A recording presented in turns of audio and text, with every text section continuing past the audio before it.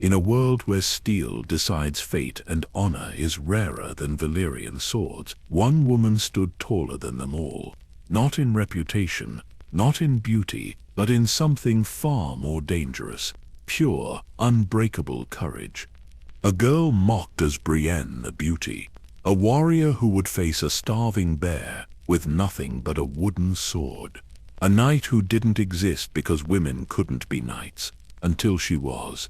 This is the story of how the most ridiculed woman in Westeros became the Lord Commander of the Kingsguard, how she survived when kings fell, how she kept her oaths when everyone else broke theirs, how she loved a man who couldn't love her back, and how she proved that true knighthood has nothing to do with what's between your legs and everything to do with what's in your heart.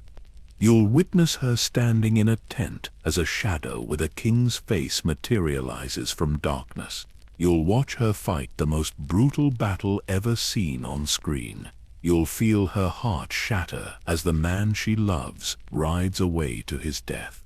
And you'll see the moment that changed Westeros forever, when a disgraced knight knelt before her and spoke the words, "Any knight can make a knight." Now, before we begin this journey, here's something interesting. 84% of people watching my videos haven't subscribed yet. If you enjoy these deep dives into the legends of Westeros, hit that subscribe button. It genuinely helps this channel grow and lets me bring you more stories like this. Drop a comment letting me know where in the world you're watching from and what time it is there. I love seeing our community spread across different continents and time zones. It reminds me that great stories connect us all.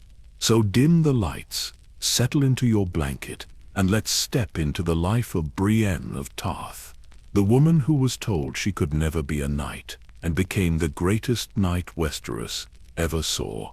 Our story begins on an island in the narrow sea, a place of extraordinary beauty that would forge a warrior of extraordinary strength. Tarth, the Sapphire Isle. From the mainland, sailors could see why it earned that name. The waters surrounding the island glittered in shades of blue, so vivid they looked like scattered gemstones across the sea. The island itself was ruled by House Tarth, one of the oldest and most honorable houses sworn to the Baratheons of Storm's End. It was a peaceful place, prosperous, far removed from the constant warfare that plagued the rest of Westeros. And it was here that Brienne was born. Lord Selwyn Tarth, called the Evenstar, had desperately wanted a son, an heir to carry on his ancient house. Instead, the gods gave him Brienne, his only surviving child, his daughter. From the moment she could walk, it was clear Brienne was different. She grew tall, unusually tall for a girl. By the time she reached womanhood, she stood over 6 feet, taller than most men in Westeros. Her shoulders were broad, her frame muscular and powerful. She had blonde hair, the color of straw, and eyes as blue as the waters around her home.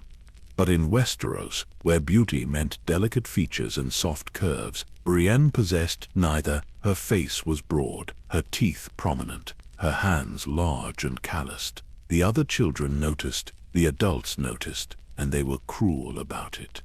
They called her Brienne the Beauty, not as a compliment, as a joke, a mockery.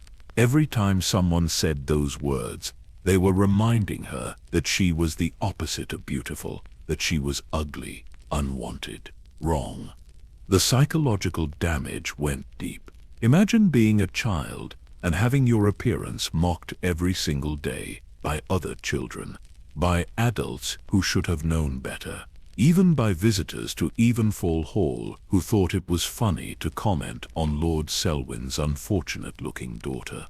But Lord Selwyn Tarth was different from most fathers in Westeros. He loved his daughter, truly loved her.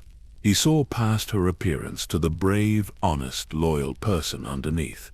And when Brienne showed no interest in needlework or dancing or any of the traditional activities expected of high-born ladies, when she instead gravitated toward the training yard and the sword, he didn't stop her. He let her train. It was an extraordinary decision for a lord of Westeros, but Selwyn Tarth recognized something in his daughter, a warrior's heart, a spirit that couldn't be crushed, no matter how much the world tried to break it. He couldn't have known then that his decision would change the course of Westerosi history, that his daughter would become a legend whispered about for generations, that the girl they mocked as Brienne the Beauty would become Sir Brienne of Tarth, the truest knight who ever lived. Brienne grew into adolescence carrying the weight of her difference like armor she couldn't remove. Her father began what any lord in his position would do. He arranged betrothals. It made political sense. Brienne was the sole heir to Tarth. Whoever married her would eventually control the Sapphire Isle. Several minor houses expressed interest in the alliance. Lord Selwyn, ever hopeful that his daughter might find happiness and acceptance, agreed to formal meetings. The first suitor lasted less than an hour after seeing her. He claimed urgent business back home and left that same afternoon. The second made it through dinner before inventing an excuse to break the engagement. The third didn't even bother with politeness. He simply laughed and rode away. Each rejection carved deeper into Brienne's sense of self-worth. She began to believe what the world kept telling her, that she was fundamentally unlovable, that no man would ever want her, that her appearance made her less than human in the eyes of society. But the worst was yet to come. His name was Ronnet Connington, called Red Ronnet for his auburn hair. He was everything Westeros valued in a man: handsome, charming, from a respectable house in the Stormlands. Griffin's Roost was a solid holding. The alliance made sense for both families. When Lord Selwyn announced this betrothal, Brienne felt something she hadn't allowed herself to feel in years: hope. Red Ronnet arrived at Evenfall Hall with an impressive retinue. He was young and good-looking, and for one brief, foolish moment, Brienne thought perhaps this time would be different. Perhaps this man would see past her exterior. Perhaps he would be kind.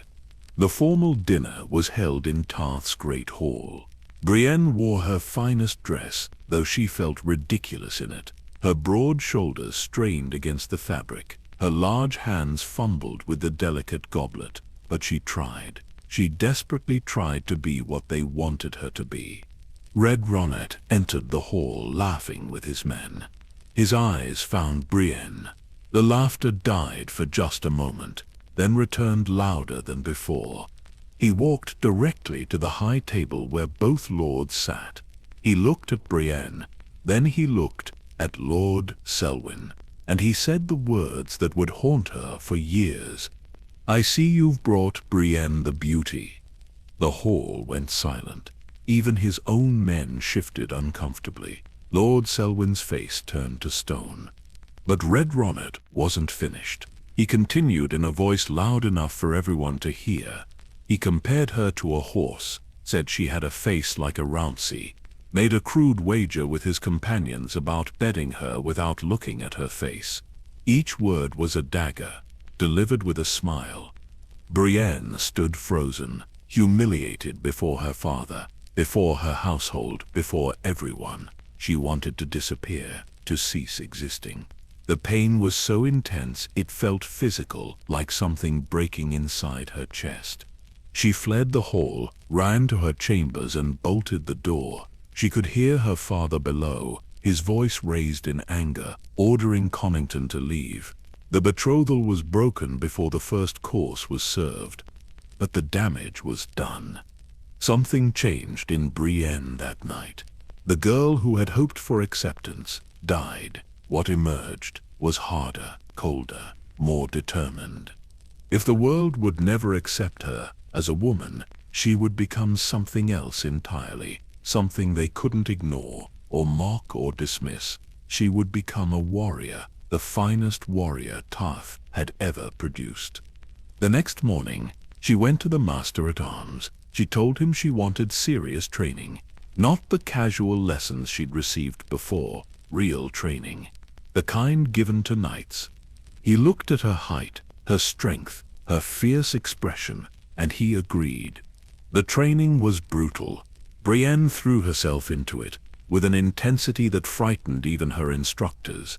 She practiced from dawn until she could barely lift her arms. She studied the histories of great knights. She memorized the codes of chivalry. She learned every aspect of combat, from mounted charges to close-quarters fighting with daggers. Her size, once a source of shame, became an advantage. She was stronger than most men.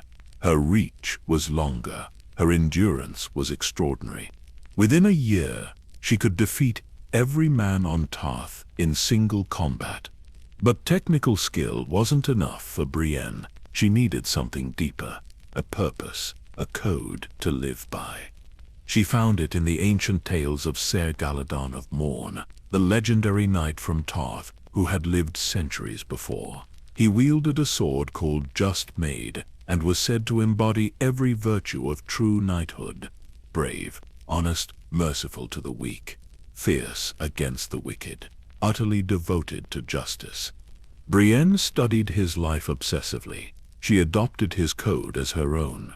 Where other knights in Westeros pursued glory and wealth, she would pursue honor. Where they broke vows and betrayed oaths, she would keep hers no matter the cost. She fought in a small tourney on Tarth and won, defeated several knights in the melee. But her victory felt hollow because she knew Tarth was small. The real knights, the legendary warriors, they were out in the wider world. News reached the island of Renly Baratheon's rebellion. The charismatic young lord had declared himself king and was gathering forces. More importantly, he had formed a Rainbow Guard, a company of knights from all backgrounds, chosen for skill rather than birth, and rumor said he welcomed warriors others rejected. Brienne made her decision. She would leave Tarth, journey to Renly's camp, prove herself worthy of the Rainbow Guard, finally find a place where she belonged. Lord Selwyn gave his blessing, though fear showed in his eyes. He knew the dangers his daughter would face, but he also knew she had to follow this path. It was who she was. Brienne of Tarth rode away from the Sapphire Isle with nothing but her armor, her sword, and an unshakable belief that honor still mattered in a world that had forgotten what the word meant. She had no idea her quest would lead her to face shadows and bears, to protect the most wanted man in Westeros, and to learn that the truest test of honor comes when keeping your oath might destroy you. The journey from Tarth to the Reach took weeks. Brienne traveled alone, which was dangerous for anyone, let alone a woman. She was harassed at inns, mocked by other travelers, propositioned by men who saw a tall woman in armor as some kind of curiosity or challenge. She dealt with each incident the same way, drew her sword, made it clear she knew how to use it. Most backed down, the few who didn't learned painful lessons. By the time she reached Bitterbridge, where Renly's forces had gathered, she was exhausted, road-worn, and questioning whether this was truly wise.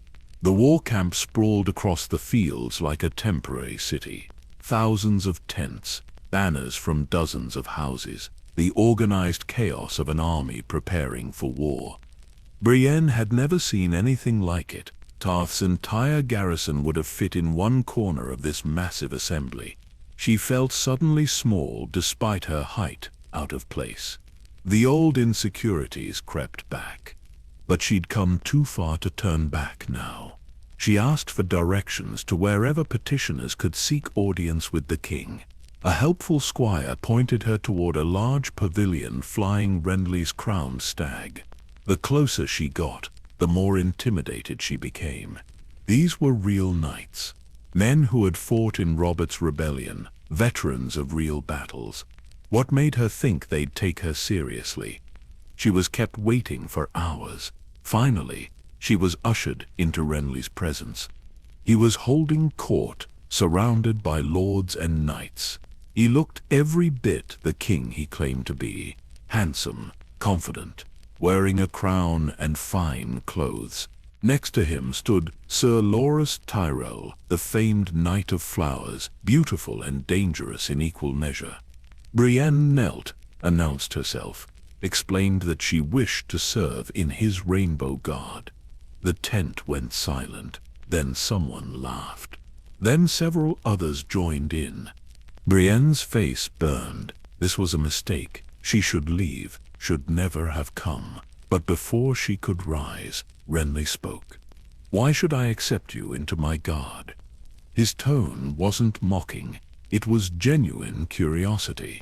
Brienne looked up, met his eyes, and told the truth. "Because I'm better than most of your knights, your grace. And because I'll die before I let anyone harm you." More laughter. But Renly held up his hand for silence. He studied her for a long moment. Then he smiled, not cruelly, kindly. "Prove it. Defeat 3 of my men in the training yard, and you'll have your place." It was more than Brienne had dared hope for. She agreed immediately. The fights were set for the next morning. Word spread through the camp that some mannish woman was going to embarrass herself trying to join the Rainbow Guard. Hundreds gathered to watch, to laugh, to see her fail. Her first opponent was a hedge knight, confident and experienced. He was smiling when they began. He wasn't smiling when Brienne disarmed him in less than a minute.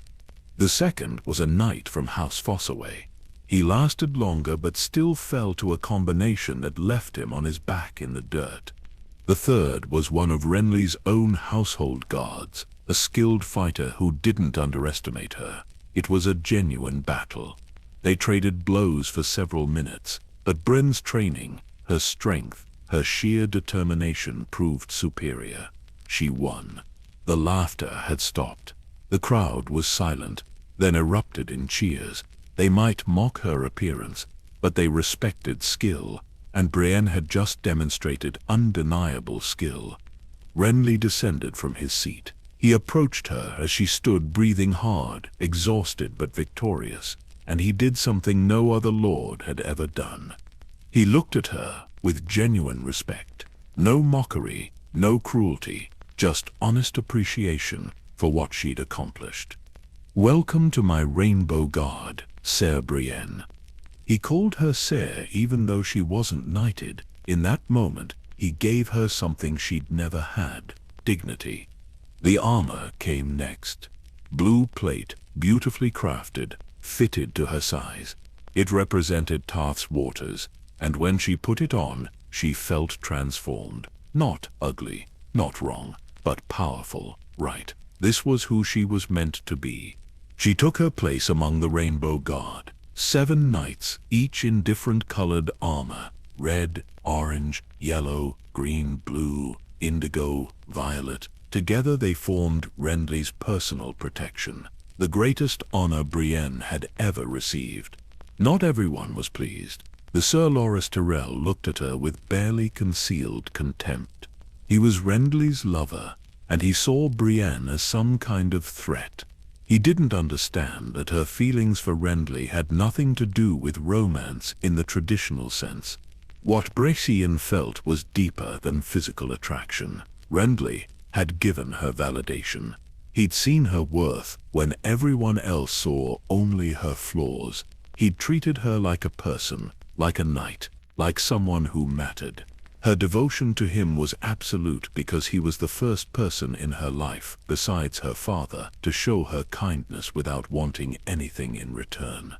The days that followed were the happiest of Brienne's life. She stood guard at Renly's tent, attended him during councils, trained with the other members of the guard. For the first time ever, she had a purpose that went beyond herself. She was protecting someone worth protecting. The army marched, moved from Bitterbridge towards Storm's End, where Renly's brother Stannis had positioned his forces. Everyone knew a confrontation was coming. Stannis claimed he was the rightful king. Renly argued that Robert had won the throne by conquest, so conquest was a valid path to power. Neither would back down. Brienne tried not to think about the coming battle. She focused on her duty. Guard Renly, keep him safe. Everything else was secondary. The night before they reached Storm's End, Renly held a feast. He was in excellent spirits. He joked with his lords, praised his knights, made everyone feel like they were part of something glorious. Brienne stood in her blue armor, watching him, thinking that she would gladly die for this man. The next day the parley was arranged. Renly and Stannis would meet between their armies, try one last time to resolve this peacefully, though everyone knew peace was impossible. Brienne stood behind Renly as he faced his older brother. Stannis was grim, hard, accompanied by a strange woman in red robes, Melisandre, the Red Priestess. Something about her made Brienne's skin crawl. The conversation went nowhere. Stannis demanded Renly bend the knee. Renly refused. They spoke of Robert, of their childhood, of duty and power. In the end, nothing was resolved. They parted as enemies. That night Brienne stood guard outside Renly's tent as always. Catelyn Stark was inside, a guest seeking alliance with Renly. Everything seemed normal, routine. Just another night before a battle. Brienne had no idea that in minutes everything she'd found would be ripped away, that she would witness something impossible, that the man who'd given her purpose would die in her arms, and she'd be powerless to stop it. The happiest chapter of her life was about to end in blood and shadow and screams. It happened so fast that Brienne's mind struggled to process what she was seeing. One moment, she stood at her post outside Renly's tent, alert but calm. The night was quiet. Guards patrolled in the distance. Torches flickered in the soft breeze. Everything was as it should be. Then the temperature dropped, not gradually, suddenly, the kind of cold that comes from something unnatural, something wrong. Brienne's hand went to her sword. Her instincts screamed danger, but she saw nothing. The camp remained quiet. No attackers, no threats, just that terrible, inexplicable cold. Inside the tent, she heard movement. Renly's voice, speaking to Lady Catelyn, normal conversation. Then a sound she'd never forget, a gasp, sharp and final. Brienne didn't think. She burst through the tent entrance, sword already drawn. What she saw defied every law of nature she understood. A shadow stood over Renly, not a person, a shadow. It had the shape of a man, but no substance, and its face, gods help her. Its face was Stannis Baratheon's. She recognized those features, that hard expression. But this thing wasn't Stannis, couldn't be Stannis. He was outside the castle with his army, miles away. The shadow held something in its hand, a blade made of darkness, and that blade was buried in Renly's chest. Brienne screamed, charged forward. Her sword passed through the shadow like it was cutting smoke. The thing didn't even acknowledge her. It simply dissipated, fading into nothing, as though it had never existed. Renly collapsed. Brienne caught him before he hit the ground. His blood was already pouring from the wound, hot and red, so much blood. It soaked into her armor, her hands, everything. His eyes met hers, confused, frightened. He tried to speak, but only managed one word. Cold. Then the light left his eyes. Just like that. The man who had given her purpose, who had shown her kindness, who had made her feel like she mattered, was gone. Brienne's scream of grief was inhuman. It came from somewhere deep inside, a place where all her years of rejection and pain lived. She held his body, covered in his blood, rocking back and forth, unable to accept what had just happened. Lady Catelyn stood frozen in shock. She'd seen it too. The shadow, the impossible assassination. But her testimony wouldn't matter in the chaos to come. Guards burst into the tent, weapons drawn. They saw Brienne holding Renly's corpse, saw her covered in his blood, saw her sword drawn. They saw exactly what they expected to see. A murderer. She killed him. She killed King Renly. The accusation came from multiple throats at once. More guards poured in. Someone grabbed Brienne, tried to pull her away from Renly's body. She fought them without thinking. Her grief transformed into rage. She threw men twice her age across the tent. Her strength, fueled by anguish, made her nearly unstoppable. But they kept coming. More and more guards, all believing she'd murdered their king. Then Loras Tyrell arrived. He'd been in the camp, heard the commotion, run to see what happened. When he saw Renly dead, something broke inside him. He'd loved Renly, truly loved him, and now he was gone. Loras looked at Brienne, covered in blood, and saw only the person he'd resented from the start. His grief needed a target. She was there, convenient, guilty in his eyes. You killed him. Loras's voice was broken, destroyed by anguish. You killed him, you ugly bitch. He drew his sword, would have run her through right there, if others hadn't held him back. The entire tent devolved into chaos. People screaming, Loras weeping and raging, guards trying to restrain Brienne. Only Catelyn Stark kept her head. She'd seen the shadow. She knew the truth. And she also knew they'd never listen to reason right now. "We have to leave," she shouted at Brienne. Now. Some part of Brienne's mind, the part not consumed by grief, understood she couldn't help Renly anymore. She was alive, and if she stayed, they'd execute her for a murder she didn't commit. Catelyn grabbed her arm, pulled her toward the back of the tent. They cut through the fabric, emerged into the darkness behind. The camp was erupting in confusion, Renly's forces fracturing as word spread of his death. They ran.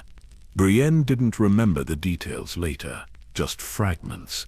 Catelyn, leading her through chaos, stealing horses, riding hard into the night while behind them, the camp dissolved into madness. Some lords immediately bent the knee to Stannis. Others fled, the Rainbow Guards scattered like leaves in wind. They rode until dawn, when exhaustion forced them to stop. Brienne dismounted and immediately collapsed. The grief hit her again, a physical force that drove her to her knees. She'd failed. Failed at the one thing she'd sworn to do, protect Renly. Keep him safe. He'd trusted her, and she'd been useless against that shadow. Might as well have not been there at all. Catelyn knelt beside her, put a hand on her armored shoulder. The gesture was kind, maternal. It broke something in Brienne. She wept, great shuddering sobs that shook her entire body. "You couldn't have stopped it," Catelyn said quietly. "I saw that thing, whatever it was. You couldn't have stopped it. I should have died trying. And then you'd be dead, and nothing would be different, except the world would have one less honorable person in it." They stayed there as the sun rose. Two women who'd witnessed something impossible, something evil, united by shared trauma and loss. Eventually Catelyn spoke again. "I'm returning to my son, to Robb. He needs me, and I need to tell him what I saw here. That Stannis has some dark power working for him."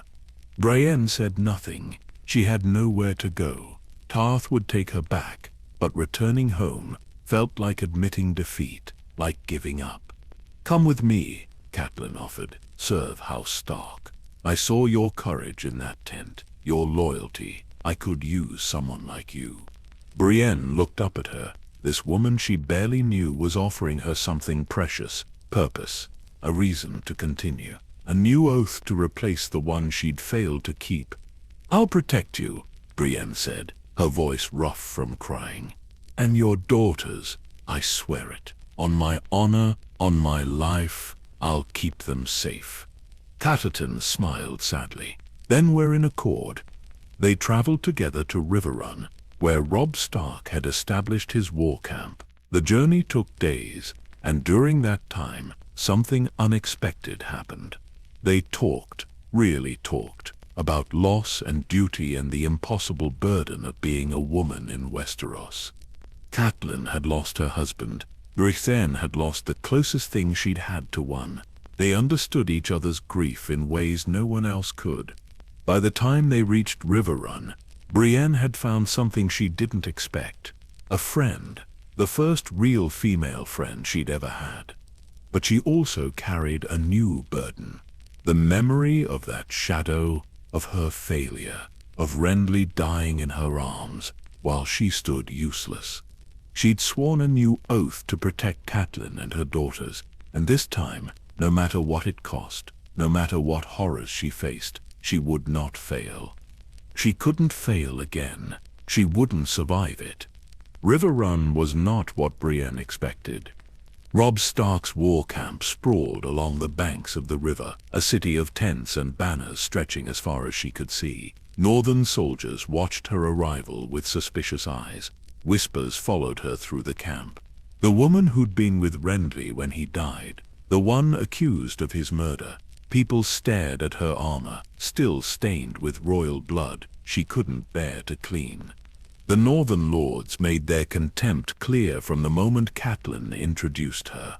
Lord Roose Bolton's pale eyes assessed her like she was livestock. The Great John called her Renly's whore within her hearing.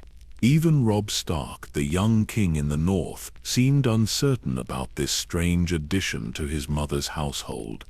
But Catelyn's word carried weight, and eventually they accepted Brienne's presence, if not her person. She was given quarters, basic provisions, and the cold shoulder from nearly everyone in camp. She didn't care.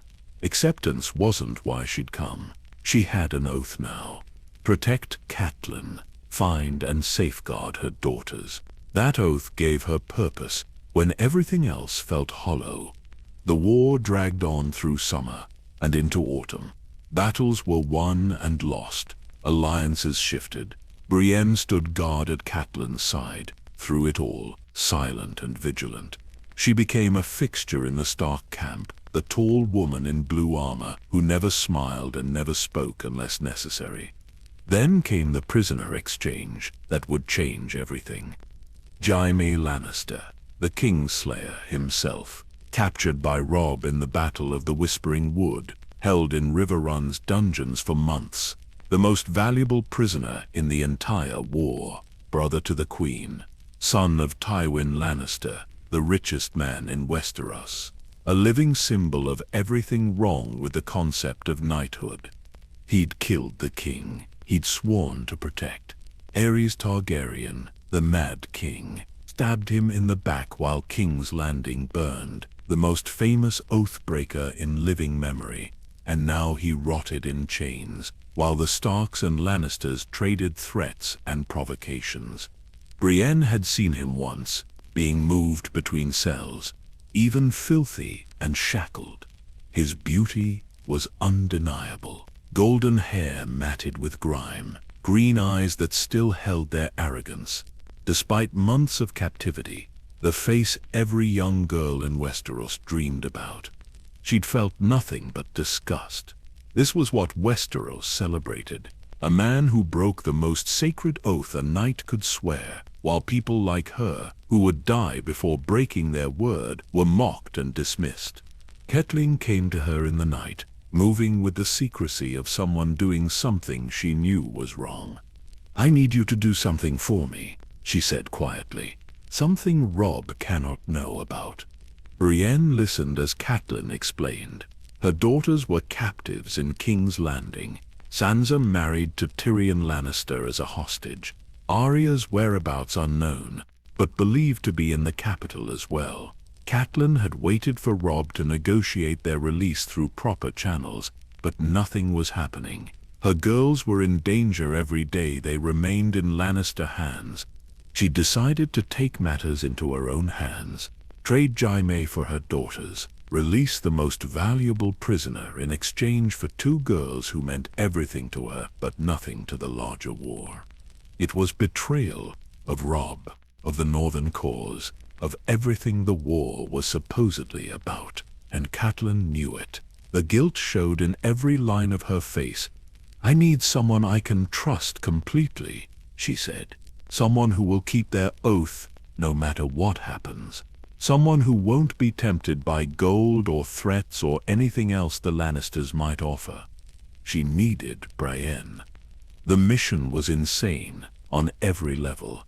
Travel from River Run to King's Landing with the most wanted man in Westeros, through the Riverlands, which had become a war zone where both sides would kill them on sight. Get past bandits, deserters, and the roving bands of broken men who preyed on travelers, all while keeping Jaime alive and preventing his escape. Brienne accepted without hesitation. An oath was an oath. Catelyn had asked this of her. That was enough. They freed Jaime in the dead of night. Brienne entered his cell, found him shackled to the wall, stinking of his own waste after months of imprisonment. But when he looked up at her, his eyes still held that mocking intelligence. "Well," he said, his voice rough from disuse, "what have we here? The beauty herself come to visit me in my bower."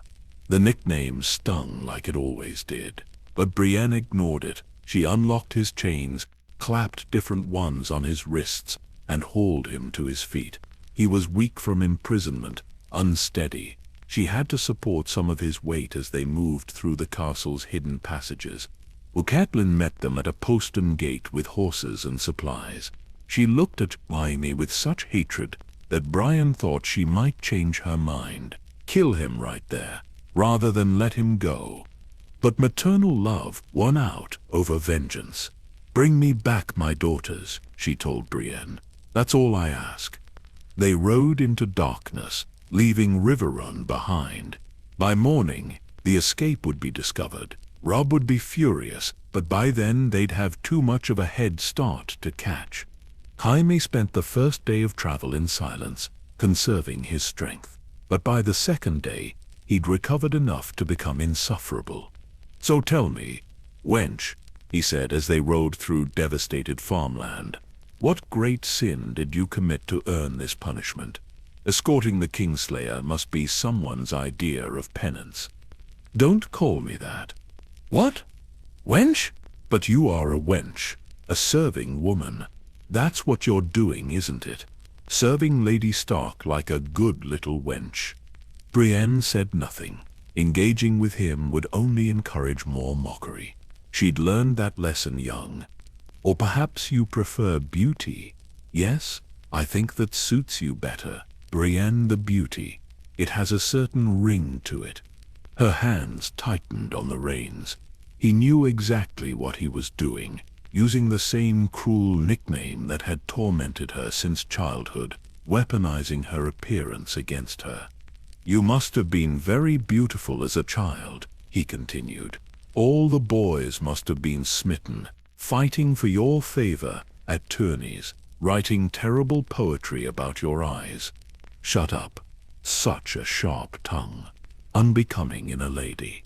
Then again, I suppose you're not much of a lady, are you? Too tall, too broad, too strong. Everything about you screams man, except for the parts that matter, I suppose. Do they work properly? Have you tested them?" Brienne pulled her horse to a stop, dismounted, walked over to where he sat, shackled on his mount, and punched him in the face. Jaime's head snapped back. Blood spurted from his nose, but when he looked at her again he was laughing. "There's the warrior. I was beginning to think you were all sullen silence and no substance." She wanted to hit him again, wanted to make him hurt the way his words hurt her, but that would only prove she was what he said. A brute, a beast in woman's clothing. She remounted without a word. They continued riding. Over the following days, a pattern emerged. Jaime would mock her. She would endure it in silence. Occasionally she'd respond with violence just barely controlled. He seemed to enjoy their exchanges immensely, like a cat toying with a mouse. But something else was happening beneath the cruelty. He tested her constantly, tried to escape 3 times in the first week. Each time she caught him, brought him back, proved she was more than capable of controlling him, despite his legendary status. And sometimes, usually late at night when he was too tired for games, they actually talked real conversations about the war, about honor, about the impossible choices people faced when every option led to suffering. "You think I'm a monster," he said one night. "The Kingslayer, the man who murdered the king he was sworn to protect. Aren't you?" Yes and no. The world is more complicated than your pretty songs about brave knights, beauty. Someday you'll learn that. They were riding through what had once been prosperous farmland. Now it was scorched earth. Villages burned to the ground, bodies left hanging from trees as warnings. The riverlands had become hell on earth, and both sides were responsible. "Who did this?" Brienne asked, gesturing at a destroyed village. "Does it matter? Stark men, Lannister men, they're all the same when they're drunk on power and violence. The small folk suffer while we play our games of thrones." His cynicism disgusted her, but she couldn't deny what her eyes showed her. The war had destroyed countless innocent lives. The nobility fought over crowns while common people starved and died. They encountered northern soldiers one afternoon, men who'd been part of Robb's army but had deserted, now surviving by banditry. They recognized Jaime immediately, saw the chance for glory. If they killed the Kingslayer, they'd be heroes. Brienne had to fight to protect him, her prisoner, the man she was supposed to hate. She killed 2 men and drove the others off, and when it was over, Jaime looked at her with something that wasn't mockery for once. "You could have let them kill me," he said. "Solved all your problems. I swore an oath to return me to King's Landing, alive. Most people would find a technicality. The oath didn't specify you had to protect me from everything. I'm not most people." Something shifted in his expression. Respect, maybe, or the beginning of understanding that this strange, ugly woman was something he'd never encountered before. Someone who actually meant what she said about honor. The mockery didn't stop completely. Jaime was too much himself to become kind overnight, but it changed in character, less cruel, more like the teasing between comrades than the viciousness of someone trying to wound. And despite everything, despite knowing he was manipulating her, despite remembering he was the Kingslayer who'd broken the most sacred oath imaginable, Brienne found herself almost enjoying their conversations. She hated that she enjoyed them. Hated that he could make her laugh occasionally with some sardonic observation. Hated that she was starting to see him as a person rather than a symbol.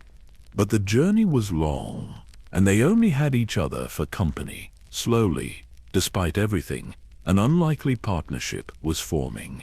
2 people who should have been enemies, bound together by circumstance and chains, beginning to understand each other in ways neither expected. The Riverlands stretched ahead of them, full of dangers they hadn't yet encountered. But the greatest danger might have been the one neither recognized, that somewhere between the mockery and the honest moments, between the chains and the choices, they were becoming something neither had words for yet. Something that would be tested in ways that would break most people, in bear pits and castles, through loss and betrayal and sacrifice. But that was still ahead of them. For now they rode through the devastation, captor and captive, beauty and Kingslayer, neither quite sure what they were becoming to each other. The brave companions found them at a river crossing. Brienne had been vigilant, but there were too many of them. A dozen mounted soldiers appeared from the tree line, surrounding them before she could even draw her sword. Professional fighters, led by a man whose voice carried a lisp that somehow made him more terrifying rather than less. Vargo Hoat, the goat, leader of a mercenary company. So brutal they made regular soldiers look honorable by comparison. Men from all over the known world united by their capacity for cruelty. They'd been selling their swords to the highest bidder, currently in service to House Lannister, though their loyalty was as flexible as their morals. Holt recognized Jaime immediately. That golden hair was unmistakable, even dirty and unkempt. His eyes lit up with avarice. The Kingslayer was worth a fortune to someone. The question was who would pay the most. "Thaffiath," Holt said, his lisp making the word sound grotesque. "You have Thaffiath on your island, yeth?" He was talking to Brienne. She had no idea what he meant until Jaime, still quick, even exhausted and bound, understood the deadly mistake. "Tarth is called the Sapphire Isle," Jaime said smoothly, "because of the blue waters. There aren't actually any sapphires." But Holt heard what he wanted to hear. An island of sapphires. A highborn woman whose father would pay a king's ransom in gems. He'd struck gold twice. The Kingslayer and a sapphire heiress. That night the brave companions made camp. Brienne was bound and thrown near the fire. The sellswords drank and celebrated their good fortune.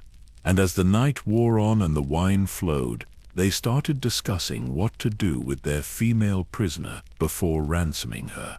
She heard their plans, what they wanted to do to her, the graphic details they shared, laughing as they described it.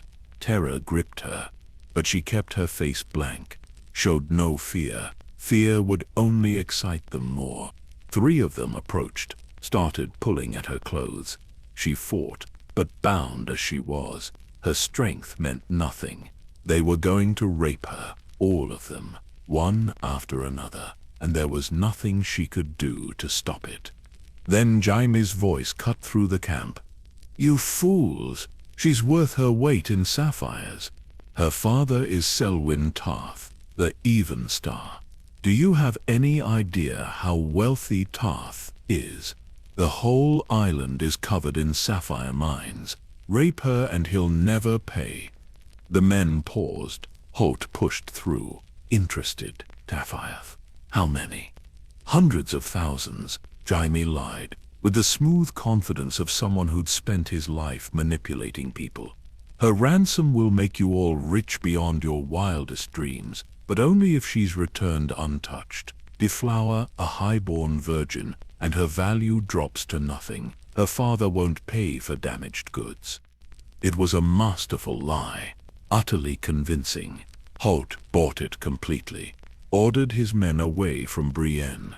She could be ransomed for sapphires that didn't exist.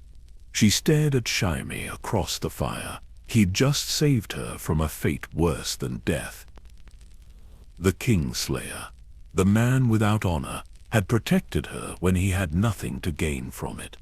But Vargo Holt was a cruel man, and he suspected Jaime had played him somehow. Maybe not about the sapphires, but about something. The Kingslayer was too clever, too comfortable despite being a prisoner. That confidence needed to be broken. "You think you're Thuathamart," Hoth said, standing over Jaime. "Think you can trick Oth, make fool of Oth?" Jaime met his eyes with that same arrogance. "I think you're intelligent enough to know that hurting me reduces my value. Your value is in your name, not your pretty father, not your thwerd hand." The implications hung in the air, like poison. Jaime's face changed. For the first time since Brienne had met him, she saw genuine fear in his expression. Ut drew his sword. "Hold him." 2 sellswords grabbed Jaime, forced him to his knees. A third brought a thick log over, laid it down. They forced Jaime's right hand onto it, held his arms straight. Brienne screamed, fought against her bonds. It did nothing. She was helpless, could only watch as Holt raised his sword. "Please," Jaime said, and the plea in his voice broke something in Brienne's chest. "Please, not that, anything but that." The sword came down. Jaime's screams tore through the night. Blood sprayed across the grass. His hand, the hand that had made him the greatest swordsman in Westeros, his entire identity, was gone, severed. lying in the dirt like garbage. Brienne vomited. The casual brutality, the permanence of it, the way they'd destroyed him in seconds. Jaime continued screaming until his voice gave out, then just whimpered as shock set in. They cauterized the stump with a hot iron. Jaime passed out. They let him fall face first into the dirt. The journey to Harrenhal took 3 days. Jaime drifted in and out of consciousness, fever raging through his body.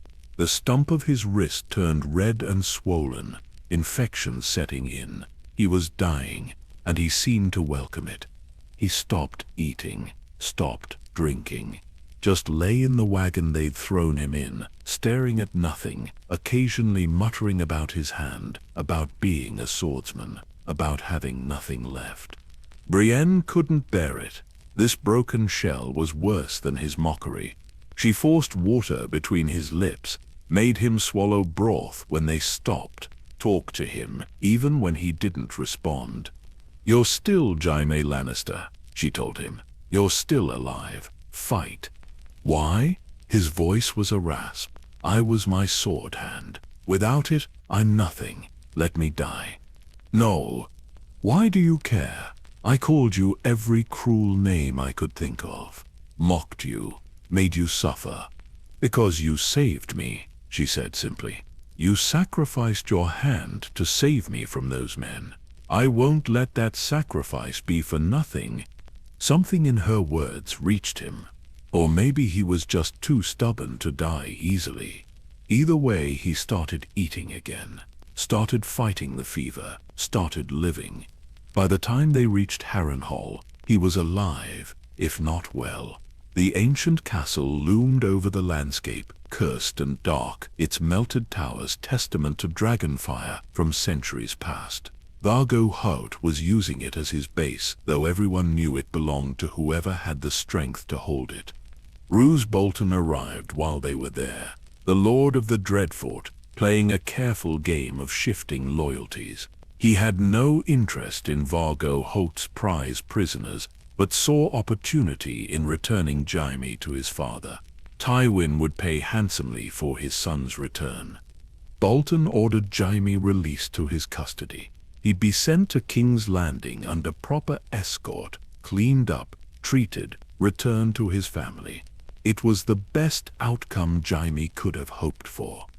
But Brienne remained Vargo Hout's prisoner, and the sapphires were about to become a problem. Hout sent messages to Tarth demanding ransom. The response came back within weeks. Tarth was wealthy but not sapphire mine wealthy. There were no gemstones, just an island with blue waters. Hout had been deceived. His rage was spectacular. He'd been made to look like a fool. His men laughed at him behind his back. The goat who'd believed in magical sapphire mines. His reputation was damaged, and he needed someone to pay for that. Brienne would pay in blood and suffering.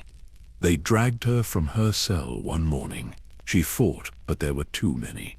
They pulled her through Harrenhal's corridors while other sellswords jeered and laughed. She was brought to a pit, an actual bear pit, built for entertainment. A crowd of brave companions gathered around the edges, passing wineskins, placing bets. Vargo Hout stood at the rim, smiling his horrible smile. "You lied about the sapphire. Now you die for our amusement." They threw her into the pit. It was deep, maybe 20 feet, with smooth stone walls, impossible to climb. The floor was dirt, stained dark with old blood. Bones littered the corners, animal and human both. They tossed down a sword. She scrambled for it, thinking at least she'd die fighting. Then she picked it up, and despair crashed over her. It was wood, a training sword, blunted and useless against armor. Against a person, it might bruise. Against what they were about to release, it was worse than nothing. A gate opened on the far side of the pit. The bear shambled out. It was massive. A brown bear, starved and furious. They'd been goading it, tormenting it, making it vicious. When it saw Brienne, it roared. The sound echoed off the stone, primal and terrifying. The crowd cheered, took their bets on how long she'd last, whether the bear would kill her quickly or play with its food. Brienne backed against the wall. The wooden sword felt like a cruel joke in her hands, but she raised it anyway. If she was going to die, it would be fighting. That was all she had left. The bear charged. She dodged, rolled, came up swinging. The wooden blade connected with the bear's shoulder. It did nothing except enrage the animal further. It swiped at her with claws the size of daggers. She barely avoided being disemboweled. The crowd screamed their approval. This was good entertainment. The tall woman dancing with death, knowing she couldn't win, fighting anyway. Brienne's world narrowed to survival. Dodge, strike, move. The bear was faster than something that size should be, stronger than anything she'd ever faced. And she was getting tired. Her arms ached. Her legs burned. Blood ran down her side from where the bear's claws had caught her. She was going to die. That reality settled over her like a shroud. This was the end. Not in glorious battle, not defending someone she loved, but as a spectacle for drunk sellswords, torn apart by a beast for amusement. Still, she fought because that was who she was. Brienne of Tarth, the woman who never gave up, even when giving up would be a mercy. Then she heard a voice she recognized, screaming her name. Brienne. Jaime Lannister appeared at the edge of the pit. He looked like death himself, pale, weak, cradling his mutilated arm. But his eyes blazed with something fierce. And he jumped into the pit with her, with a starved, vicious bear. With his sword hand gone, and barely able to stand, he jumped. "What are you doing?" she screamed at him. "Saving you." He had no weapon, could barely stand, but he positioned himself beside her, and together they faced the bear. It was insane. They were both going to die now. But somehow, in that moment, Brienne felt less alone than she had in years. The bear charged again. They scattered in opposite directions.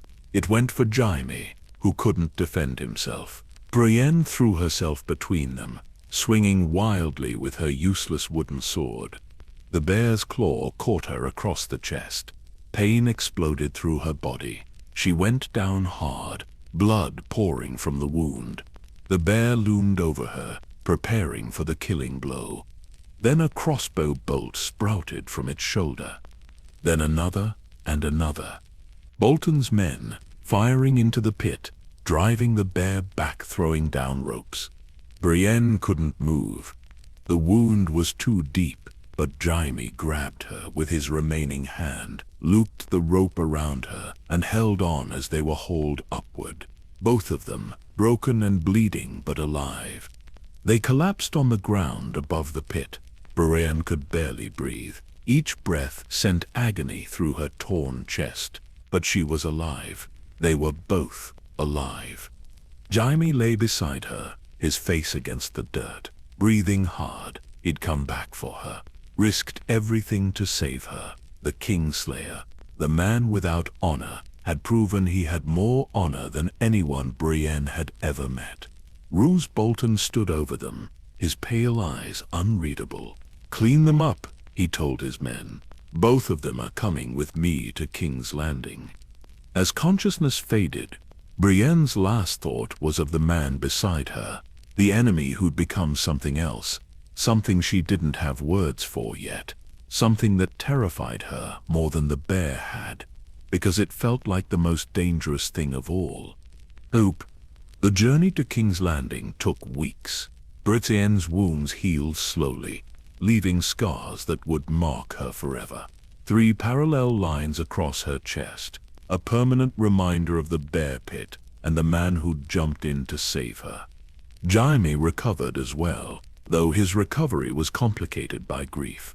He'd lost more than a hand in that Harrenhal courtyard. He'd lost his identity. Everything that made him Jaime Lannister, the greatest swordsman of his generation, was gone. He had to rebuild himself from nothing, and watching that process was painful. But something fundamental had changed between them. The mockery stopped. The cruel nicknames vanished. Instead, they talked like equals, like people who'd seen each other at their lowest and still chose respect. They entered King's Landing in early autumn. The city stank of humanity and rot. 1,000,000 people crammed inside ancient walls. Brienne had never seen anything like it. Flea Bottom sprawled beneath the Red Keep like a tumor.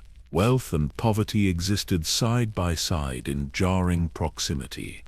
Jaime was immediately taken to see his family. Tywin, Cersei, the reunion Brienne wasn't privy to. She was housed in the castle, given proper quarters for the first time since leaving Riverrun, and told to wait. News had reached the capital while they traveled. The Red Wedding, Robb Stark and his mother, Catelyn, murdered at the Twins. The Northern Rebellion crushed in a single night of treachery. House Frey and House Bolton betraying their king for Lannister gold. Brienne heard the news and felt her world collapse. Catelyn was dead, the woman she'd sworn to protect. The woman who'd given her purpose after Renly's death. Gone, butchered at a wedding, along with her son and most of the Northern lords. Her oath was broken, not through her failure this time, but through circumstances beyond her control. Yet that didn't ease the guilt. She'd promised to protect Catelyn and her daughters. Now Catelyn was dead, and her daughters were missing. Sansa had been in King's Landing, forced to marry Tyrion Lannister. Then she'd vanished, the night of Joffrey's wedding. No one knew where she'd gone. Arya was also missing, last seen in the Riverlands. Both girls lost in a war-torn continent, both likely dead. Brienne's mission had failed before it truly began. She had nothing, no purpose, no direction, just scars and guilt and the weight of broken oaths. She was preparing to leave King's Landing, to return to Tarth in shame when Jaime summoned her. He met her in a private chamber. He looked different, clean, well-fed, dressed in fine clothes with his hair trimmed and his face shaved, the golden beauty restored. But something in his eyes had changed. The cynicism was still there, but tempered now by something else, something that looked almost like purpose. "I have something for you," he said without preamble. He gestured to a table. On it lay a sword in a scabbard. Beside it, a complete set of armor. The armor was unlike anything Brienne had ever seen. Gilded plate, beautifully crafted, sized for her unusual frame. It gleamed in the candlelight like something from a song. "The armor is yours," Jaime said. "It should fit. I had the castle smiths work from measurements while you were recovering." Brienne stared at it, couldn't speak. No one had ever given her something so valuable, so personal.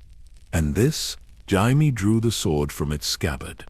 Valyrian steel. Even Brienne, who knew little of swords beyond how to use them, recognized the distinctive ripples in the metal. Valyrian steel was rarer than diamonds, forged centuries ago in Valyria, before the Doom. Each blade was priceless, heirlooms passed down through noble houses for generations. "Ice," Jaime said quietly. "Ned Stark's great sword. My father had it melted down after the Red Wedding, reforged into 2 blades. Widow's Wail went to Joffrey. This one was meant for me, but I have no use for it now." He held the sword toward her. Brienne took it automatically, feeling its perfect balance. The blade was beautiful, deadly, worth more than everything she owned. "I don't understand." "You swore an oath to Catelyn Stark," Jaime said, "to protect her daughters. That oath still stands, even though she's dead. I'm asking you to keep it.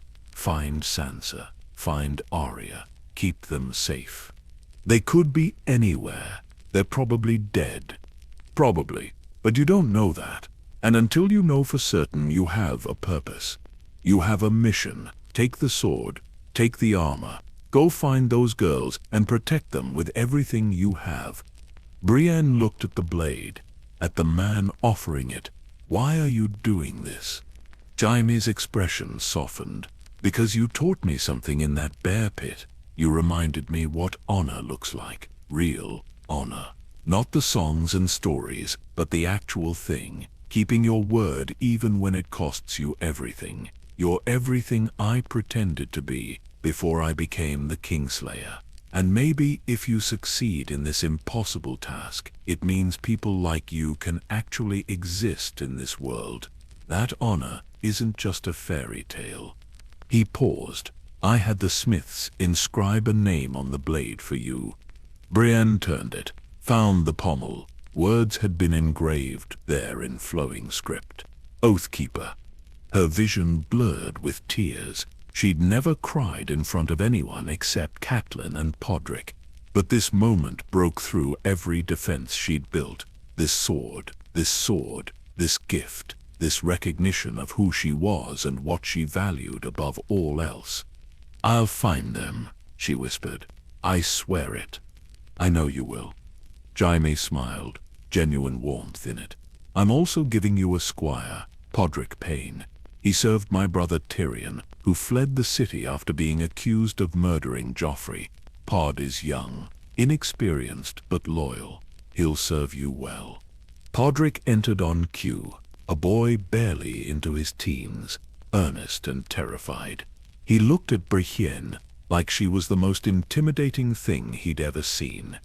I'll serve you faithfully, my lady, he stammered. Sir, Jaime corrected. You'll address her as Sir Brienne. She's as much a knight as any man, more than most. The title warmed her more than it should have. She wasn't actually knighted, but Jaime's acknowledgement meant something.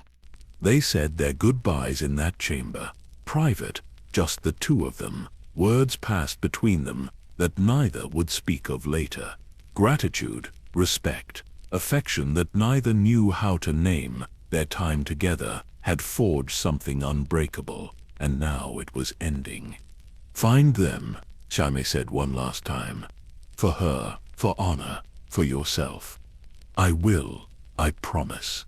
She left King's Landing the next morning, armor on her back, Oathkeeper at her hip, Podrick trailing nervously behind on his horse. She had no idea where to look. No leads, no information, just an oath and determination. The Riverlands stretched ahead of her, devastated by war, villages burned, families destroyed, bodies rotting in ditches. She rode through it all, questioning everyone she met. Have you seen two girls? Stark girls? Red hair? Brown hair? Anyone? Most had no information. Some lied for coin. A few gave her hope with rumors that led nowhere. Pod proved himself quickly. He was green but willing, good with horses, loyal beyond question.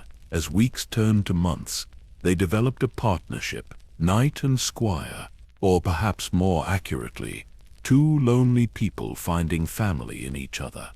The search became Brienne's entire existence. She would find Sansa Stark, find Arya Stark, fulfill her oath to Catelyn. Nothing else mattered, not her own safety, not comfort, not rest. Oathkeeper never left her side. The sword was perfect, balanced for her strength. But more than that, it represented everything she believed in, the oath she'd sworn. The man who'd changed her understanding of honor, the mission that gave her life meaning. She would search until she found them, or until she died, trying. That was what Oathkeepers did. They kept their promises, no matter what. The Riverlands were vast and dangerous, and two girls could be anywhere. But Brienne of Tarth had made a promise, and she would rather die than break another oath. The search had only just begun. The Riverlands had become a graveyard. Brienne and Pod traveled through what had once been the most fertile region in Westeros. Now the fields lay scorched and barren. Villages stood empty, their inhabitants either dead or fled.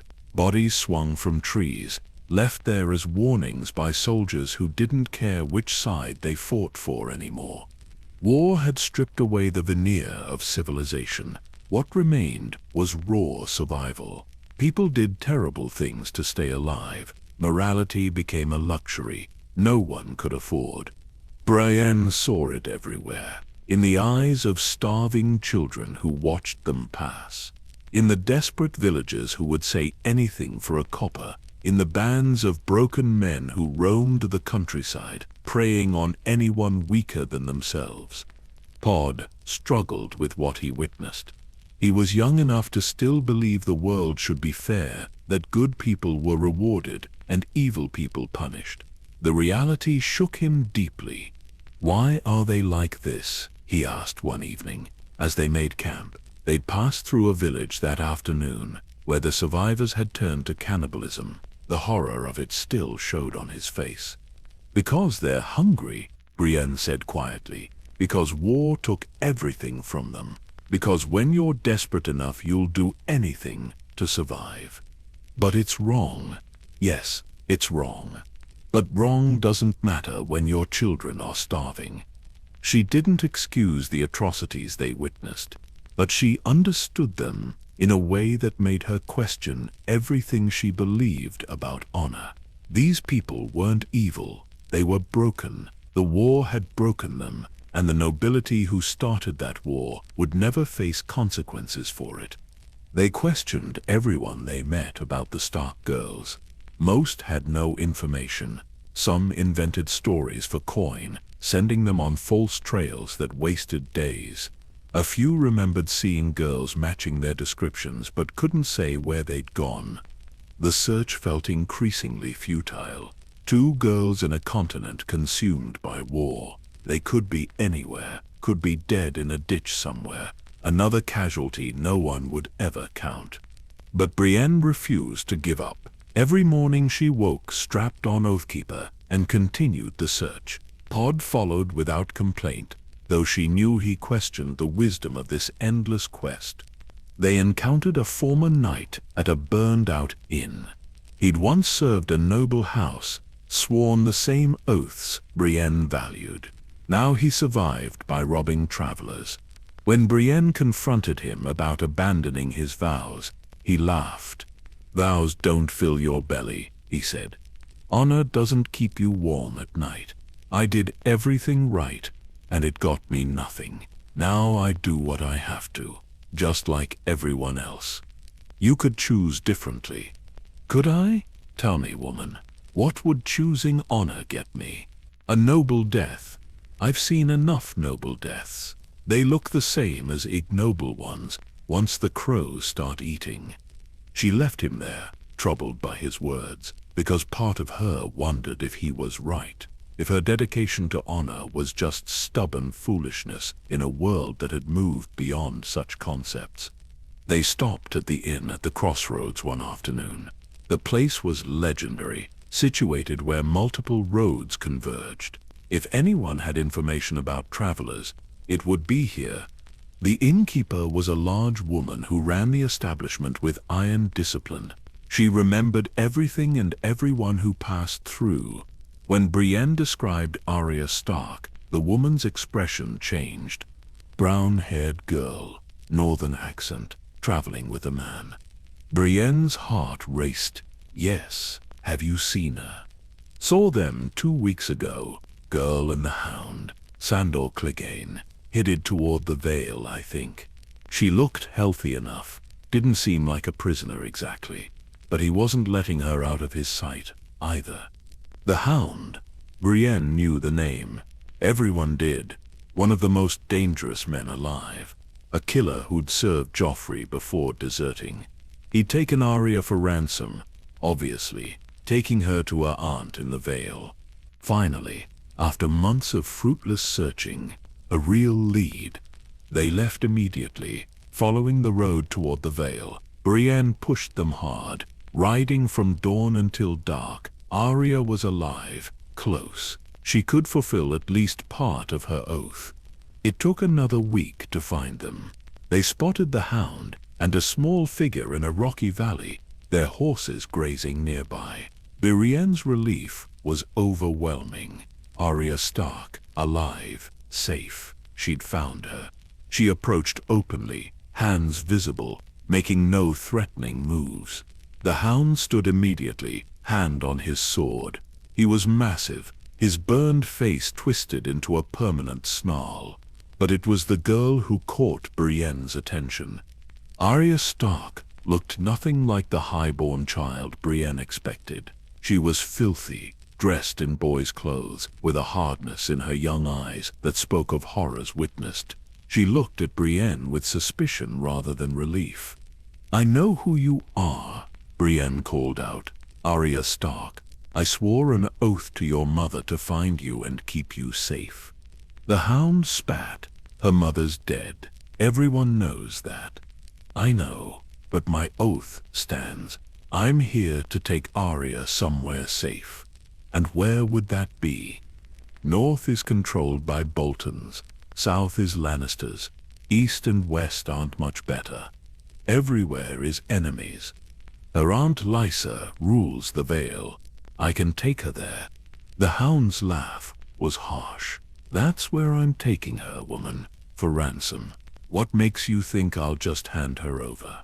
Brienne drew Oathkeeper slowly, showing them Valyrian steel. This sword was forged from Ned Stark's blade. Aisha Jaime Lannister gave it to me, along with an oath to protect the Stark girls. I mean Arya no harm. But Arya spoke up, her voice sharp. "You have a Lannister sword. You served the Lannisters. Why should I trust you?" "I served your mother. She trusted me. I'm here because I made her a promise." The hound shook his head. "Fancy sword, fancy words, but I don't trust you. Could be a Lannister trick. Could be anything. The girl stays with me." Brienne could see this deteriorating. "I don't want to fight you. I just want to fulfill my oath. Then walk away, because I'm not giving her up. I'm owed ransom for keeping her alive this long." Todd had his hand on his sword, nervous but ready. Arya watched everything with calculating eyes, and Brienne realized there was no peaceful resolution here. The hound wouldn't surrender Arya. He was taking her for gold, and nothing Brienne said would change that. "Last chance," Brienne said. "Let me take her peacefully." The hound drew his sword. "Come try." They fought. It was nothing like the clean duels in songs. No honor, no rules, just two fighters trying to kill each other with everything they had. The hound was larger, stronger, more experienced. He'd been killing since before Brienne was born. His size advantage was significant, and he used it brutally. But Brienne had Valyrian steel and determination that bordered on madness. She fought with everything she'd learned, every technique, every dirty trick. This wasn't about victory. It was about keeping her oath. They traded blows that would have killed lesser fighters. Oathkeeper clashed against the hound's blade, sending sparks flying. He was faster than his size suggested, his technique honed by decades of combat. He kicked her in the chest, sending her sprawling. She rolled, came up swinging. Her blade caught his shoulder, drawing blood. He roared and charged, tackling her. They went down together, rolling down a rocky slope. The swords were lost in the fall. They fought with fists, with rocks, with teeth. The hound punched her face repeatedly. She felt something break, tasted blood, but she kept fighting, kept clawing, kept refusing to quit. She grabbed a rock and smashed it against his burned face. He howled in pain, momentarily blinded. She used the opening to get on top of him, raining down blows. But he was stronger, threw her off. They both struggled to their feet, exhausted, bleeding, barely able to stand. The hound came at her one more time. She met him head-on, They grappled at the edge of a cliff, neither willing to yield. Then Brienne got her hands around his throat and squeezed with all her remaining strength. His eyes bulged. He tried to break her grip but couldn't. She held on, pouring every ounce of desperation into choking the life from him. Finally, he collapsed, fell backward, crashed down the rocky slope, landed in a crumpled heap 20 feet below, alive but broken, unable to continue fighting. Brienne stood swaying, barely conscious herself. Blood ran from her nose, her mouth, a dozen wounds, but she'd won, defeated the legendary hound. She turned to claim her prize, to take Arya to safety. But Arya was gone, vanished completely, must have fled during the fight, while both combatants were distracted. Brienne searched desperately, calling her name. Tarth joined the search. They looked for hours as evening fell. Nothing. Arya Stark had disappeared into the wilderness like a ghost. Brienne sank to her knees, overwhelmed by the magnitude of her failure. She'd fought the hound, won, nearly died doing it, and it meant nothing. Arya was gone. The entire battle had been pointless. Pod tried to comfort her, but there was no comfort to be had. She'd come so close, had Arya right there in front of her, and lost her. The hound's broken body lay where he'd fallen. Brienne couldn't bring herself to check if he was alive or dead. It didn't matter anymore. Nothing mattered. They left that valley as darkness fell. Brienne barely noticed where they went. Pod guided them, found them shelter, tended her wounds. She sat in silence, processing another failure to add to her growing collection. Renly was dead. Caitlin was dead. Arya was lost. Sansa was missing. Every oath she swore, every promise she made, they all ended in failure. Maybe the cynics were right. Maybe honor was just pretty words that meant nothing in the real world. Maybe she was a fool chasing an impossible dream.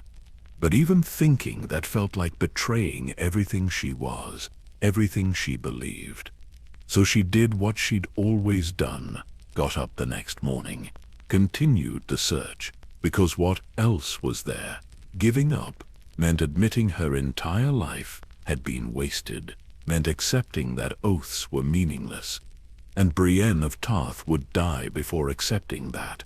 The search continued. For Sansa now, the only Stark girl left who might still be alive and findable, Pod followed faithfully, never complaining, never questioning. They rode through the Riverlands for months more. Winter was coming. The North was falling to House Bolton, and somewhere in all that chaos, a girl was lost. Brienne would find her, or die trying. That was what Oathkeepers did. Winter had truly arrived by the time Brienne reached the north. Snow fell in heavy curtains, transforming the landscape into something alien and hostile. The cold bit through even her heavy cloak. Pod suffered worse, being smaller and less accustomed to northern weather, but they pressed on. Rumors had led them here, whispers of Sansa Stark being married to Ramsay Bolton, the bastard of the Dreadfort who'd been legitimized and given Winterfell after betraying the Starks. The rumors made Brienne sick. Sansa in the hands of the Boltons. Nothing good would come from that. They approached Winterfell carefully. The castle was occupied by Bolton forces. Guards patrolled the walls. Anyone asking too many questions would be arrested or killed. Brienne had to be smart about this. She took a room at an inn with a view of the castle, paid extra for a room facing Winterfell's towers. From the window she could watch the battlements, looking for any sign of Sansa. Days passed. She watched constantly, taking shifts with Pod, saw guards changing, saw lords coming and going, but no sign of Sansa. Then one morning, a figure appeared on the battlements.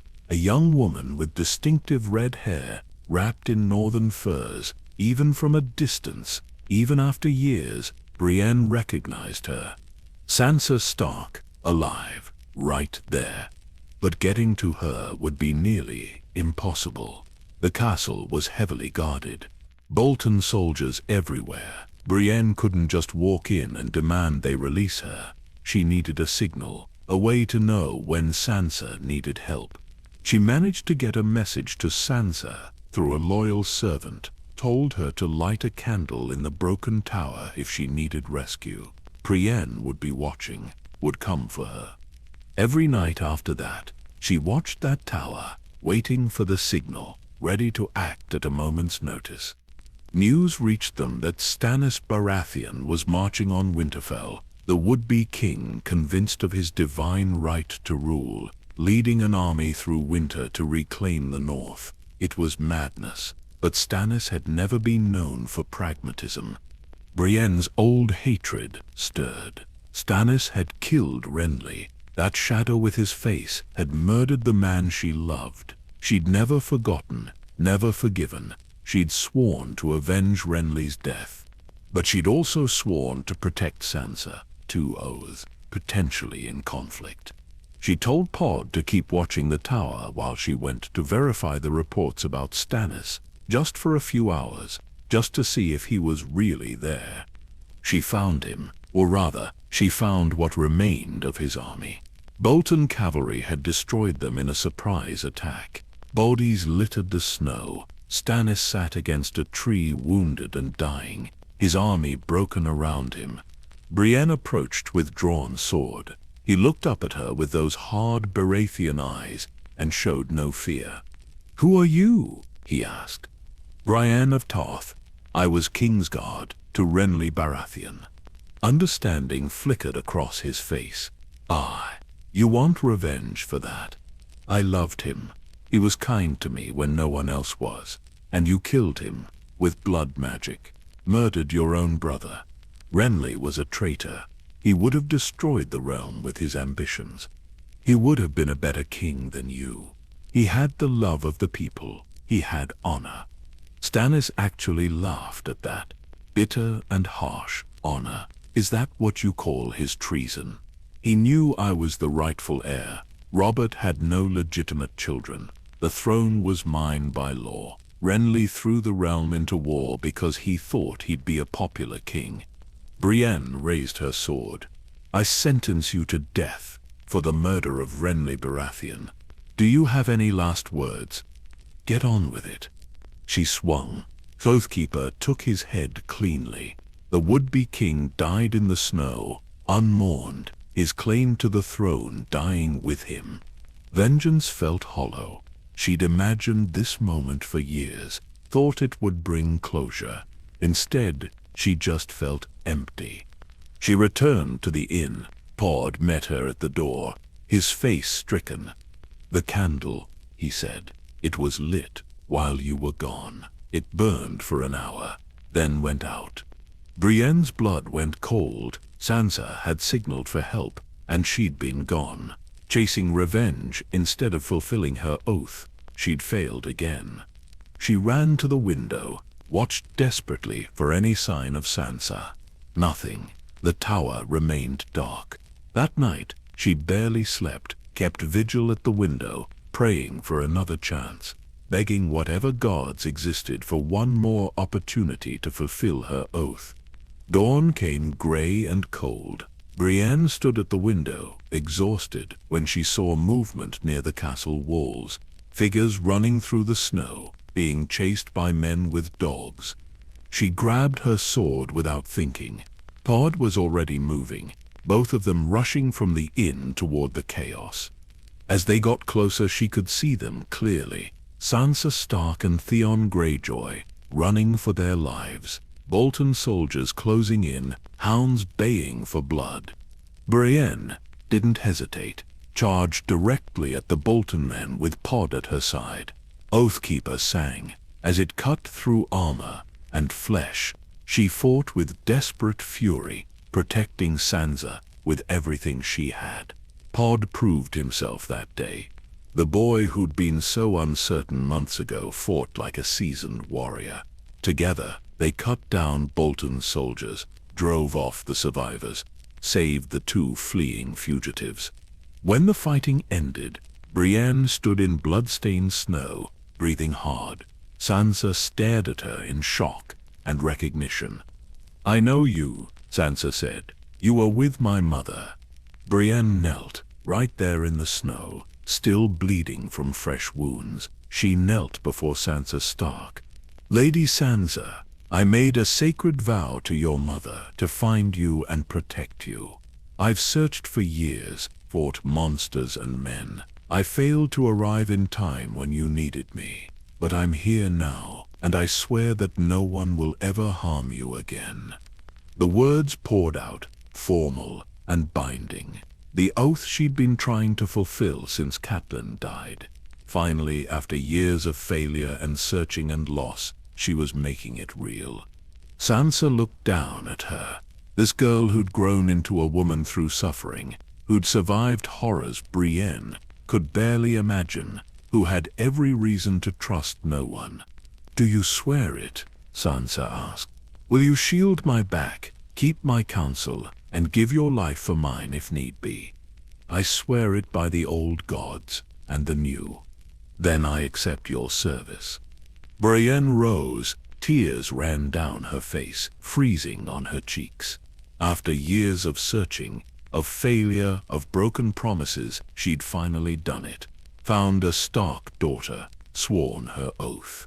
Fulfilled what she'd promised, Catelyn. Pod helped them find horses. They needed to move quickly before more Bolton soldiers arrived. Sansa knew where to go. Her half-brother Jon was at Castle Black, Lord Commander of the Night's Watch. They'd be safe there. The journey north was brutal. Winter storms, limited supplies, Theon struggling with his injuries and trauma. But they made it, reached Castle Black, and the safety of the wall. Jon Snow embraced his sister with tears in his eyes. He'd thought her dead. Finding her alive was a miracle he'd stopped praying for. Brienne and Pod were welcomed as well. The Night's Watch and the wildlings who'd allied with them had more important concerns than southern politics. They faced an enemy that made human conflict seem trivial. The army of the dead, White Walkers. The long night returning after thousands of years. Brienne learned about the real war, not the Game of Thrones that had consumed the South. The actual fight for survival of every living person in Westeros. Her oath to protect Sansa remained, but that oath now meant fighting for humanity itself. The scope had expanded from one girl to everyone. She'd come north, seeking to fulfill a personal promise. What she found was a purpose larger than anything she'd imagined. The true war was beginning, and Brienne of Tarth, Oathkeeper sworn to House Stark, would stand on the front lines when it came. Because that was what knights did, protected the innocent, fought for the living, kept their oaths, no matter how impossible they seemed. She'd finally found her place in the world. It had taken years of searching, countless failures, and more pain than she thought she could survive. But she was exactly where she needed to be. Winterfell had been retaken from the Boltons. Jon Snow and Sansa Stark ruled together as the North prepared for the coming darkness. Brienne stood at Sansa's side through everything, her sworn shield and trusted advisor. It was here, in the great castle of House Stark, that she encountered something she'd never experienced before, genuine romantic interest from a man who meant it. Tormund Giantsbane was impossible to miss. The wildling warrior stood well over 6 feet, with a wild red beard and eyes that sparkled with mischief and something else. When they landed on Brienne, he stared at her constantly. During meals, during training, whenever she was in sight. At first, she thought he was mocking her. The staring felt like another form of cruelty. She was used to people staring at her appearance with disgust or amusement. But Tormund's stares were different, hungry, admiring, utterly unashamed. He started telling stories during feasts, clearly trying to impress her, outrageous tales about fighting giants, climbing mountains, bedding a bear. each story more absurd than the last, and always his eyes would find hers across the hall, checking if she was listening. Pod found it hilarious. "He fancies you," he'd say, barely containing his grin. "He's mocking me." "My lady, I've seen mockery. That's not mockery. That's a man completely besotted." Brienne didn't know how to handle it. In her entire life, no man had shown genuine attraction to her. The very concept felt alien, wrong. Surely Pod was mistaken. But Tormund's attention continued. He'd position himself near her during training, showing off his combat skills. He'd bring her ale during meals, serving her personally despite having no obligation to do so. He'd smile at her, this huge, genuine smile, like she was the most beautiful woman he'd ever seen. It confused her more than any battle. She could face bears and armies without flinching, but one wildling warrior paying her genuine attention left her completely flustered. Then Jaime Lannister arrived at Winterfell. He rode through the gates with what remained of the Lannister forces, come north to fight the dead. The last thing anyone expected, Jaime Lannister, Kingslayer, arriving to fight for the living despite everything he'd done. Brienne's heart stopped when she saw him. It had been years since King's Landing, since he'd given her Oathkeeper and sent her on this quest. She'd thought about him often during her search, wondered if he was well, if he thought of her.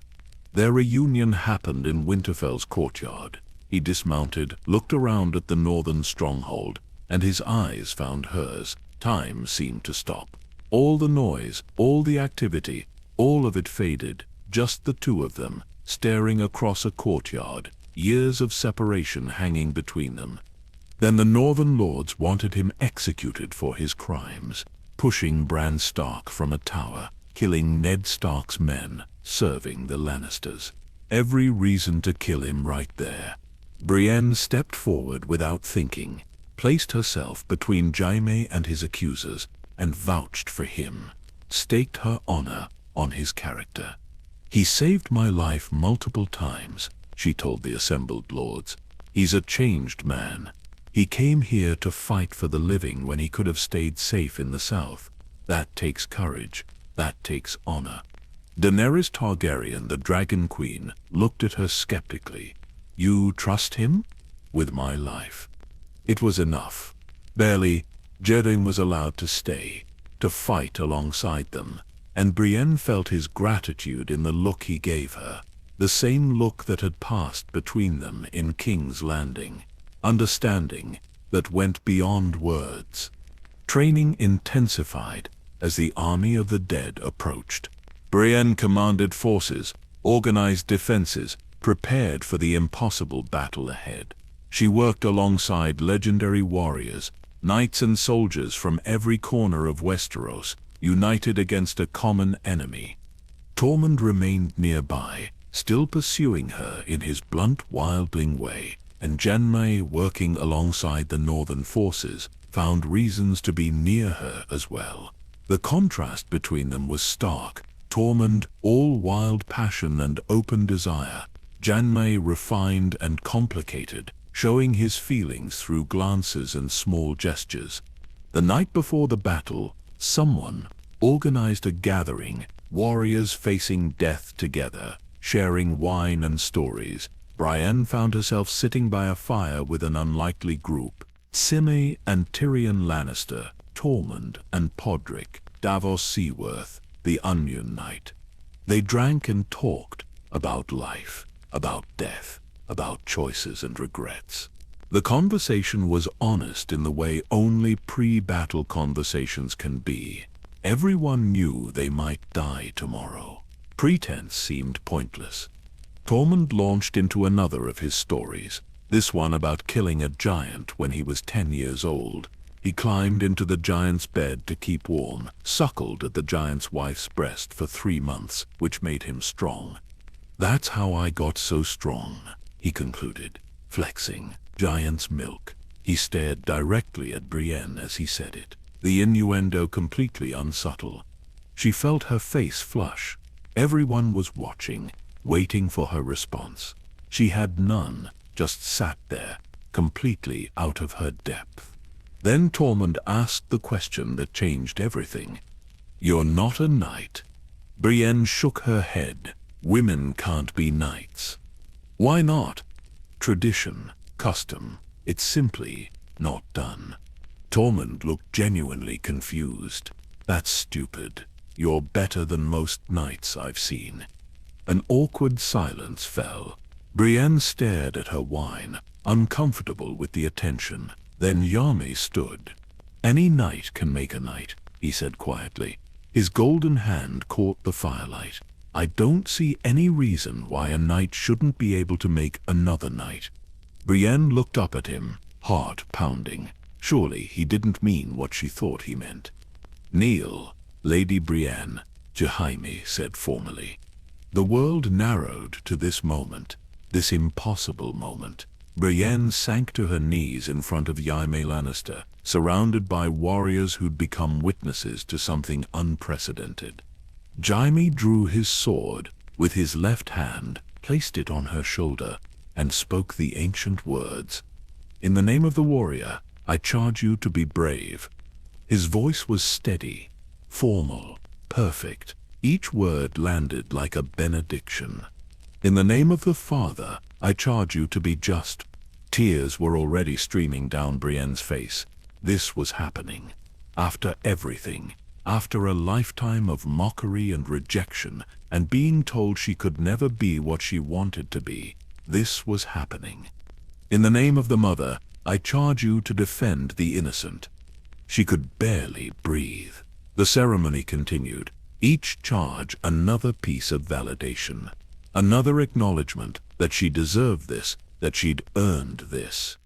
"Arise, Brienne of Tarth, Sir Brienne of Tarth, Knight of the Seven Kingdoms."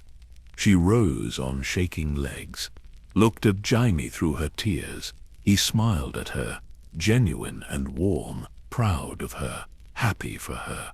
The others clapped and cheered. Tormund loudest of all. Pod had tears in his eyes, proud of his knight. Even Tyrion seemed moved by what he'd witnessed. Brienne couldn't speak. This moment was everything. The culmination of her entire life. She was a knight. Actually, officially, a knight. The first woman in Westerosi history to receive that honor. And it had been given to her by Jaime Lannister, the Kingslayer who'd become her closest friend, the man who understood her better than anyone. The next day, the army of the dead arrived.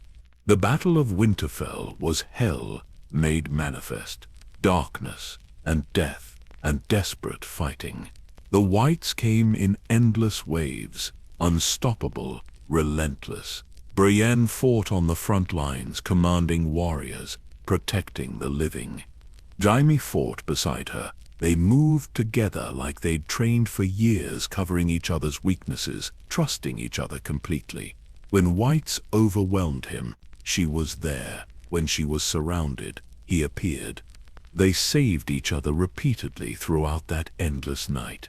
Pod fought nearby, proving himself a true knight. Tormund battled with wildling ferocity. The living held against impossible odds. When the Night King finally fell and his army collapsed, Brienne stood among the survivors, exhausted beyond measure. They'd won. Humanity had survived. The celebration that night was chaotic. People drinking, laughing, crying, celebrating being alive. Brienne found herself in the Great Hall, actually drinking and relaxing for the first time she could remember. Tormund positioned himself near her, still pursuing despite everything, making jokes, trying to get her attention. She found herself actually smiling at his antics. The attention felt less threatening now, almost flattering. But it was Jaime who walked her back to her chambers that night. Jaime, who helped her when she stumbled from too much wine. Jaime who stood in her doorway, looking at her with an expression that made her heart race. "You were remarkable today," he said quietly. "So were you. I thought we were going to die." multiple times, but every time you were there. She didn't know what to say, didn't know how to navigate this moment. But then he stepped closer, and she understood what was happening, what was about to happen. He kissed her, gentle and questioning. She kissed him back, pouring years of unspoken feelings into that contact. They stumbled into her room together, closing the door on the world outside. That night was tender and awkward and perfect. Brienne's first time with anyone, Jaime's careful attention, both of them vulnerable and open in ways they'd never been before. Afterward, lying together in the darkness, Brienne felt something she'd never experienced, complete happiness. She'd been knighted, survived the long night, and now this love, actual love, with someone who saw her for who she was. She fell asleep thinking the future was finally, after everything, going to be good.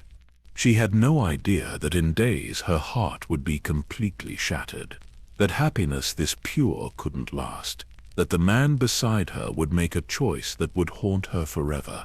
But for that one night, Brienne of Tarth was simply happy, and that was enough.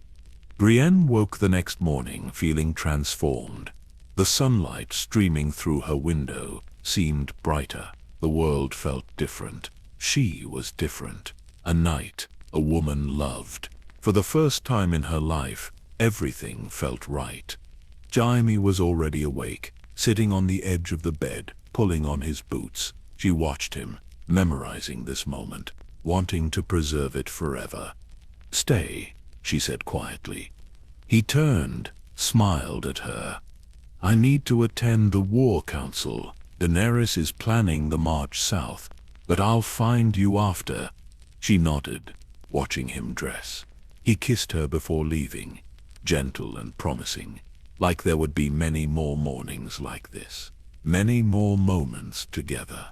Brienne spent the day in a daze, performed her duties protecting Sansa, but her mind kept drifting back to the night before, to Jaime's hands on her skin, his voice in her ear, the way he'd looked at her, like she was beautiful. She caught Tormund watching her during the midday meal. He seemed to understand something had changed. His usual jovial pursuit dimmed. He raised his cup to her, in a silent toast that felt like acceptance, like goodbye. Pod said nothing, but she could tell he knew. Her squire had become adept at reading her moods. He looked worried, which she didn't understand. Why would he worry when she was finally happy? That evening, Jaime found her near the stables. His expression was strange, troubled. She felt the first flutter of unease in her chest. "Can we talk?" he asked. They walked to a quiet corner of the courtyard. Brienne waited, sensing something terrible was coming, but unable to imagine what. "I'm leaving," Jaime said without preamble, "riding south tonight." The words didn't make sense. South. But Daenerys hasn't given the order to march yet. "I'm not going with Daenerys. I'm going to King's Landing, to Cersei." But Brienne's world tilted. "Your sister? The woman who sent Brienne to kill you? Who's our enemy?" "She's more than that. She's carrying my child. She's alone, facing dragons and armies. I can't just leave her to die." "She wouldn't hesitate to leave you to die. She's tried to kill you." "I know what she is. I know all of it. But I can't abandon her. I've tried to be good, tried to change. But everything I've done, all the terrible things, they're still part of me. I'm not the honorable man you think I am." Brienne felt panic rising. "You are. You proved it. You came north. You fought for the living. You knighted me. Last night was a mistake." The words hit like a physical blow. She actually stepped back from the force of them. Jaime continued, his voice harsh, cruel, deliberately cruel, like he was trying to hurt her. "I pushed a boy out of a tower to hide my relationship with Cersei. I strangled my own cousin to escape captivity. I killed men serving good lords. Everything I've done has been monstrous. You were fooled to think I could be anything else." "Stop," Brienne whispered. "Please stop. She's hateful, and so am I. We belong together, not you and me. That was never going to work." He turned to leave. Brienne grabbed his arm, desperation overriding pride. "Don't do this. Stay, fight for the living. Fight for us." "There is no us." "There could be. I know you feel something for me. Last night wasn't nothing." His face was stone, cold. The face of the Kingslayer, not the man she'd come to know. "It was one night. I'm sorry if you thought it meant more." She was crying now, couldn't stop herself. All her defenses, all her armor, stripped away. "Please, don't go back to her. She'll destroy you." "Maybe I want to be destroyed." He pulled free of her grasp, started walking toward the stables. Brienne followed, unable to stop herself. Her pride was gone. Everything was gone, except the desperate need to make him stay. "Kaime, please, I love you." He stopped, turned. For just a moment, his mask cracked. She saw pain in his eyes, regret, but then the mask returned. "I'm sorry," he said quietly, and he meant it, but it didn't change anything. She watched him mount his horse, watched him ride away from Winterfell, heading south to certain death. She stood in the courtyard crying openly, not caring who saw. Pod appeared beside her, put a gentle hand on her arm. She collapsed against him, sobbing. The man she loved was riding to his death, choosing his sister over everything they'd shared, throwing away his redemption, abandoning her after one night together. It was the cruelest thing anyone had ever done to her. Worse than Ronnet Connington's mockery, worse than Renly's death, because she'd opened herself completely to Jaime, trusted him with parts of herself she'd shown to no one, and he'd discarded that trust like it meant nothing. The next weeks were agony.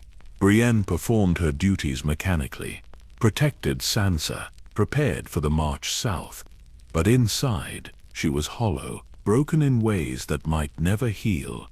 News came from the south. Daenerys had attacked King's Landing, burned the city, killed thousands of innocents, gone mad with power and grief. The Dragon Queen had become the very thing she'd sworn to destroy. And in that burning city, Jaime Lannister and Cersei Lannister had died together, crushed in the Red Keep as it collapsed around them, found in each other's arms beneath the rubble. Brienne heard the news and felt nothing. She was already numb. This was just confirmation that he'd chosen death with Cersei over life with her, that she'd never been enough to save him from himself. Jon Snow killed Daenerys, was arrested for it. The remaining lords of Westeros gathered to decide the future. Brienne attended with Sansa, representing the north. The council chose Bran Stark as king, the broken boy who could see everything. An unexpected choice, but one that made a strange kind of sense. Sansa negotiated the North's independence. She would be queen in the North, ruling her homeland as Brienne remained her sworn shield. But Bran had another surprise. He named Bran Lord Commander of the Kingsguard. The announcement stunned everyone. A woman leading the king's personal guard. Unprecedented, revolutionary. Many lords objected, but Bran was unmoved. "Sir, Brienne has proven herself in every way that matters," he said simply. "Her honor is unquestionable, her skill undeniable. She will lead my Kingsguard." It was the highest honor any knight could receive. Command of the most prestigious warriors in Westeros, recognition that transcended gender, validation that she'd spent her entire life seeking. Brienne accepted with dignity, though inside she felt conflicted. This was everything she'd dreamed of, but it felt hollow without someone to share it with. Without the man who'd knighted her to see what she'd become. One of her first duties as Lord Commander was maintaining the White Book. the tome that recorded the deeds of every Kingsguard member in history, each knight's accomplishments, their service, their deaths. She found Jaime's entry late one night, sat in the small chamber where the book was kept, alone with the history of the Kingsguard, found his page, and read what had been written. It was brief, brutal, written by Joffrey, and clearly designed to humiliate rather than record. Jaime Lannister, Kingslayer, murdered King Aerys Targaryen, betrayed his sacred vows. That was all. Nothing about his actual service.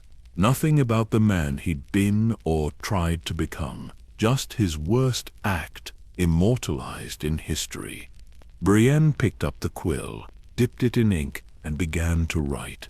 She wrote about him escorting Catelyn to negotiate with Renly, about his capture by Robb Stark, about losing his hand defending her honor, about escaping captivity and returning to King's Landing. She wrote about him riding north to defend Winterfell, about fighting against the army of the dead, about his courage when he could have stayed safe in the south. And she wrote his ending, died protecting his queen. It was technically true. He had died trying to save Cersei. Brienne gave him that dignity, recorded his death as an act of loyalty rather than weakness. Let history remember him as someone who kept trying until the end. Tears fell on the page as she wrote, smudged the ink. She blotted them carefully, preserving the record. This was her final gift to him, the truth of who he was, complicated and flawed, and ultimately tragic. But not just the Kingslayer, not just the villain in someone else's story. A man who'd saved her life multiple times, who'd jumped into a bear pit for her, who'd given her Oathkeeper and sent her on an impossible quest, who'd knighted her and made her dream reality. She closed the book when she finished, let her hand rest on the leather cover. Jaime Lannister was gone, but his story was complete now, told by the only person who'd truly known him. The years that followed were busy. Brienne led the Kingsguard with distinction, advised King Brienne, protected him from threats both obvious and subtle. She became legendary in her own right, the woman who'd risen from mockery to command. She visited Sansa in Winterfell regularly, maintained her oath to House Stark, watched the North flourish under Sansa's wise rule. Todd remained at her side, knighted himself now, serving in the Kingsguard under her command. Sometimes, late at night, she thought about Wym, about what might have been if he'd made different choices, but she didn't let herself dwell on it. He'd made his choice, she'd made hers. Life continued. Her legacy grew with each passing year. Young women across Westeros heard her story, a girl told she was ugly, that she could never be a knight, who became Lord Commander of the Kingsguard, who proved that honor and courage had nothing to do with appearance or gender. Some of those young women took up swords, followed her example. The world was changing slowly, and Brienne of Tarth was part of that change. She never married, never had children. Some whispered about it, said it was a shame, but Brienne had no regrets. She dedicated her life to service, to honor, to keeping the oaths she'd sworn. That was enough. She'd loved Renly with the devotion of someone seeking validation. She'd loved Jaime with the passion of someone finally seen and valued. Both loves had ended in pain, but they'd also shaped her, taught her, made her who she became. On quiet nights, when the castle slept and she stood watch alone, she sometimes whispered to the darkness, told Renly about the knight she'd become, told Catelyn she'd kept her promise to protect Sansa, told Shani she'd finished his story properly. Whether they heard or not didn't matter. The words were for her, a reminder of where she'd come from, of the impossible journey from Tarth to King's Landing, from beauty to night. The scars on her body told stories, the bare pit across her chest, countless blade marks from battles, each one a memory, a moment when she'd fought and survived. Together they formed a map of her life written in pale lines across her skin. She was old now, still strong but feeling the weight of years. Pod had grown middle-aged, graying at the temples. They'd protected King Bran through decades of peace, seen the realm stabilize, watched a new generation grow up in a world slightly better than the one before. One evening, walking the battlements of the Red Keep, Pod spoke quietly. "Do you ever regret it, my lady? The life you chose?" Brienne thought about the question, about everything she'd sacrificed. Romance, children, the traditional path. All the things women were supposed to want. "No," she said finally. "I lived exactly the life I was meant to live. I kept my oaths, protected the innocent, proved that honor still exists. What more could anyone ask? You could have been happy. I was happy, in moments. Standing guard over Renly, traveling with Kaimi, fighting beside you, being knighted. Those moments were worth everything else." They stood in companionable silence, watching the sun set over King's Landing. The city had been rebuilt after Daenerys' destruction. Scars remained, but life had returned. People laughing in the streets, children playing. The wheel Daenerys had wanted to break was still turning, but maybe a little slower, a little more gently. "They'll remember you," Pod said. "Long after we're gone, they'll tell stories about Brienne the Beauty, who became the truest knight in Westeros." Brienne smiled. The nickname no longer stung. She'd reclaimed it, transformed it. Yes, she'd been called beauty and mockery, but she'd also been beautiful in the ways that mattered, in courage, in loyalty, in honor that never wavered. "Let them tell whatever stories they want," she said. "I know who I was, who I am. That's enough." And it was. After everything, after a lifetime of fighting to prove her worth, Brienne of Tarth knew her own value. Not because someone else had validated her, not because she'd achieved titles or recognition, but because she'd lived according to her code, kept her promises, been exactly who she'd always meant to be. The girl from Tarth, who'd been told she could never be a knight, who'd been mocked and rejected and scorned, who'd transformed all that pain into strength, who'd proven that true nobility had nothing to do with appearance or birth or gender. Just honor, just courage, just the willingness to keep fighting for what you believed in, no matter how many times the world knocked you down. Brienne of Tarth, Sir Brienne, Lord Commander, Oathkeeper. The truest knight Westeros ever knew. And as the sun set on another day, she stood watch as she'd always done, protecting the realm, keeping her oaths, living the life she'd chosen. Unbowed, unbroken, undefeated. Her legend would endure, as long as people told stories of honor in a dark world, as long as someone believed that doing the right thing mattered even when it cost you everything.